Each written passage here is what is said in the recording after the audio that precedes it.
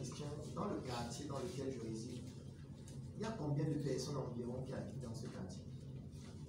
Vous n'avez pas besoin d'avoir les chiffres exacts. Vous essayez de chercher juste pour avoir des approximations. Il y a combien de personnes dans ce quartier? Ensuite, vous allez plus loin. Il y a combien de personnes qui vivent dans la ville de Douala? Il y a combien de personnes dans la région du littoral? Il y a combien de personnes au Cameroun? Il y a combien de personnes en Afrique centrale? Lorsque je prends une carte de l'Afrique centrale et que je me mets en amont pour regarder ça de haut, à quoi ça ressemble? Ensuite, je zoome, je m'en vais maintenant sur un pays comme le Cameroun. Ensuite, je zoome, je m'en vais sur le littoral.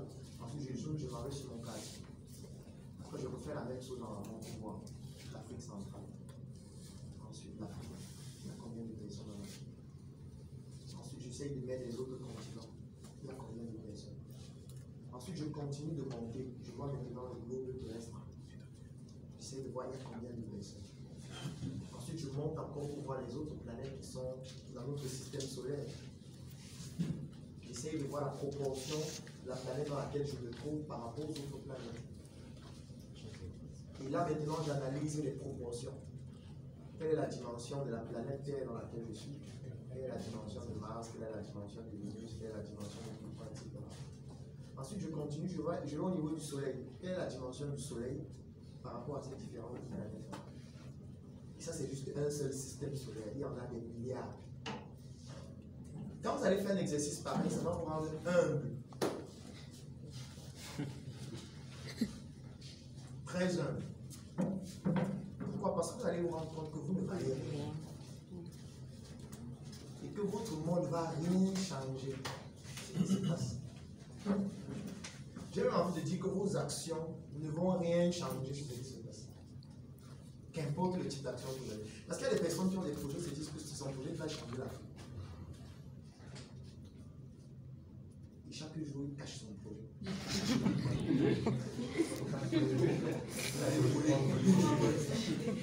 Vous allez tricher. Laissez-moi travailler seul. Et en fait, ce qu'il ne comprend pas, c'est que ça ne va rien changer. Surtout si tu es seul. Parfois, lorsqu'on regarde la télévision, on dit qu'il y a eu 20 morts ici, il y a eu 200 morts, il y a eu 1000 morts. On a l'impression que ça change quelque chose de la planète. Ça change. 1000 personnes qui meurent, ça ne change rien. Quand vous allez faire le travail que vous dites de faire, vous allez voir que 1000 personnes qui meurent, ce n'est même pas un peu ici au Yaoundé. Le quartier Yaoundé ne représente rien. Déjà au niveau du Cameroun, ne représente rien sur l'Afrique centrale, rien sur l'Afrique, rien dans le monde entier. C'est pour ça qu'il y a des personnes qui, ayant compris ça, n'ont pas la même perception de certaines activités. Il y a des personnes qui peuvent éliminer d'autres, ils n'ont pas de remords. Parce que vous pensez que quand on tue, ça gêne les gens, ils disent, mais comment quelqu'un peut tuer un autre? Non, il y a des gens qui s'en foutent, ça ne change rien. C'est nous qui avons associé à certaines choses des émotions qui découlent de nous. Ça ne découle pas de l'environnement ou de la vie. Moi, je regardais un documentaire dernièrement sur France 2, et puis là-bas, il y a quelque chose de magnifique, c'est que, comme il y a la guerre là-bas, du moins dans une partie de la Syrie, il y avait donc un terroriste qui a tué un civil, il a ouvert sa poitrine, il a enlevé son cœur, il a mangé frais. La vidéo est sur YouTube. Si vous tapez France 2 et Syrie, les trois mots clés, vous allez voir la vidéo. Il mangeait en souriant. C'était chaud, n'est-ce pas? Ça veut dire, il a mangé au moins 15 cœurs. Parce que quand tu manges le cœur du poulet, ça te choque pas. Quand tu manges le gésier, il n'y a pas de problème. Quand tu manges le foie du porc, c'est bon. Tu dis qu'on n'a pas bien rôti. Quand tu manges les boyaux, tu dis, ben c'est bien cuit. C'est excellent. Mais quand tu sais que quelqu'un a mangé le cœur, tu te choques. Pourquoi ça te choque? En fait, c'est la même chose que tu es en train de faire. C'est la même chose. Si on veut être rationnel, Allons même sur le concept que c'est Dieu qui nous a tous créés. Allons même sur le concept là. Dieu nous a tous créés. Vous allez dire quoi? Qu'il a créé les animaux pour que nous on mange seulement. C'est ça. Bon, quand le porc meurt, il part où? En enfer au paradis. Chacun ne fonctionne pas de la même façon. Et on peut analyser de 7 milliards de manières différentes le temps.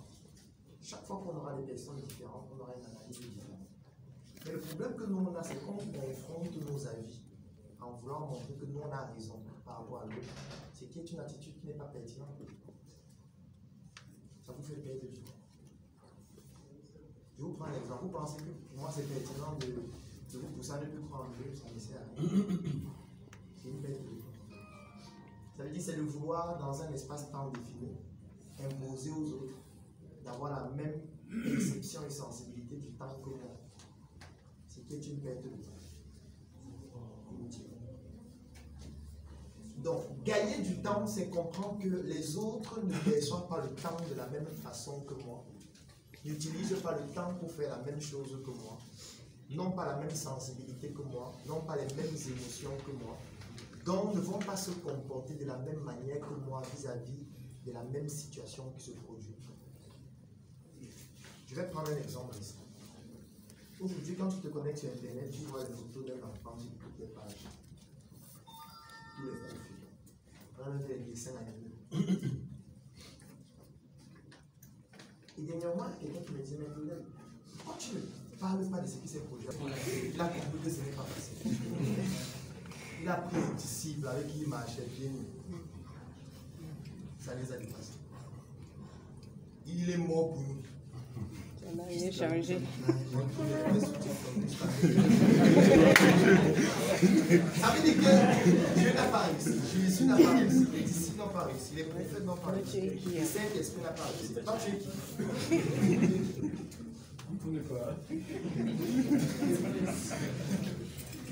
Ça veut dire que si Dieu n'a pas réussi, toi, ça ne doit même pas te concerner en fait. Tu vas dire que si un truc que Dieu n'a pas réussi, ça veut dire que moi, je ne peux pas réussir. Donc, je me concentre sur mon temps. Les autres, eux, ils font ce qu'ils veulent de leur temps aussi. Parce que Dieu a compris que c'est une perte de temps. Avant, Dieu boulait les villages. Il boulait les villes. On lui disait qu'ici, Sodome, comment il boule tout à l'heure. Pourquoi il boule plus? Parce qu'aujourd'hui, c'est pire qu'avant. C'est pire qu'avant. Aujourd'hui, les prêtres violent les enfants. Ça veut dire que c'est pire qu'avant. Puisqu'avant, on dirait que c'est les gens qui sont dans la rue, c'est les bandits, c'est les fumeurs de gays. Aujourd'hui, ce ne sont pas les fumeurs de gays. Aujourd'hui, c'est ceux qui disent nous adorons. C'est eux qui violent les enfants. Ça veut dire que c'est les gars qu'ils ont validé Jésus. Ils ont appris Jésus. Ils ont dit que Jésus, c'est lui le sauveur. Ils prêchent Jésus et en même temps, ils violent les enfants. Ça veut dire que c'est pire qu'avant. Mais Dieu les laisse. Est-ce que vous savez qu'au Cameroun, les prêtres ne sont pas justiciables? Oui, on ne peut pas juger un prêtre au Cameroun. Vous savez ça, non? Vous avez bien un prêtre qu'on juge. On ne juge pas les prêtres. Qu'importe ce qu'ils font. Qu'importe ce qu'ils font. La preuve, ça arrive à Berton. Vous savez ce qui s'est passé? Il y avait une communauté de prêtres catholiques qu'on a chassé de là parce qu'ils ont violé plusieurs enfants d'après des témoignages. Ça a fait l'objet d'un documentaire sur France 2 qui est passé sur France 2. Et France 2, ils sont venus au Cameroun. Parce que nous, on n'était pas là, nous, on était sur TikTok. Ils sont venus au Cameroun. Ils sont allés à Berton. Ils ont rencontré les enfants qui témoignaient. C'était à visage découvert, d'autres à visage caché. Ils ont fait un documentaire. Ils ont publié sur leur chaîne en France pour dire que c'est grave ce qui se passe. Et on a chassé ces prêtres-là du Cameroun, ils sont partis ailleurs. Et dans le documentaire, c'est écrit clairement qu'on ne peut pas les juger. Ça veut dire que si Dieu était comme avant, c'est qu'il a brûlé les gens.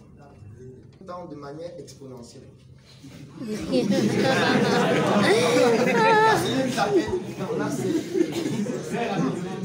parce que chacun est unique dans son genre.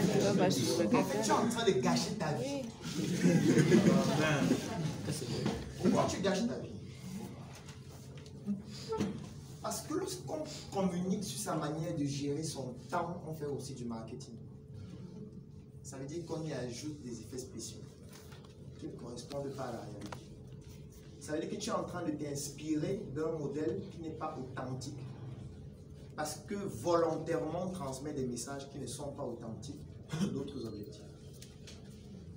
C'est ça le problème. Est-ce que tu connais Dango? Tu l'as rencontré? Tu as dormi avec lui un soir. Quand tu sais